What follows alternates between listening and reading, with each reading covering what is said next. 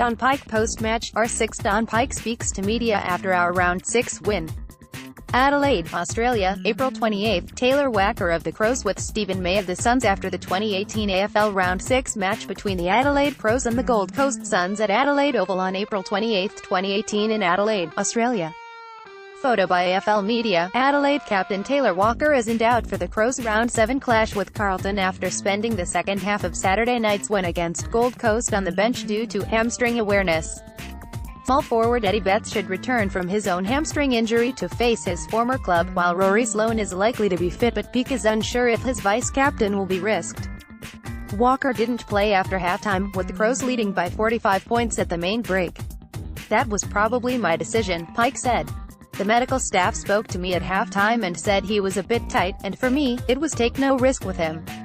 We'll scan that, and see how that comes up." Wacker kicked 2 first-half goals against the Suns, following on from his good form in the Round 5 win in Sydney. Pyke said he was really confident Sloane would be available for next Saturday night's clash with the winless Blues at Adelaide Oval. However, he would prefer the star midfielder is completely over the injury before returning, to lessen the risk of hurting it again. Even with their bulging injury list, the 4-2 Crows will be hot favourites against the rebuilding Carlton, but they would love to have Sloane back for the following week's showdown with Port Adelaide in Round 8. "Now we've taken the opportunity to rest him and let him recover. I think it'd be foolish to rush him back," Pyke said. "I think it's important he comes back when he's ready and completely over that injury, and not rush him back and then find we're still managing that issue in 3 or 4 or 5 weeks.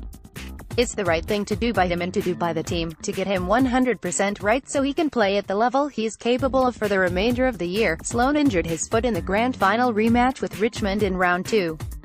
He was below his best in the next 2 games before being ruled out for last Friday night's win against Sydney at the SCG. Sloane also missed Saturday night's 48-point win against Gold Coast. "It's progressing really well and he's really positive about it," Pyke said. "We're really confident he will be available next week, but I've got to see him train Monday and Wednesday and see how he's moving and get him right so he can play the level we know he's capable of." Midfielder David McKay also failed to finish the game with soreness in his hip and glute.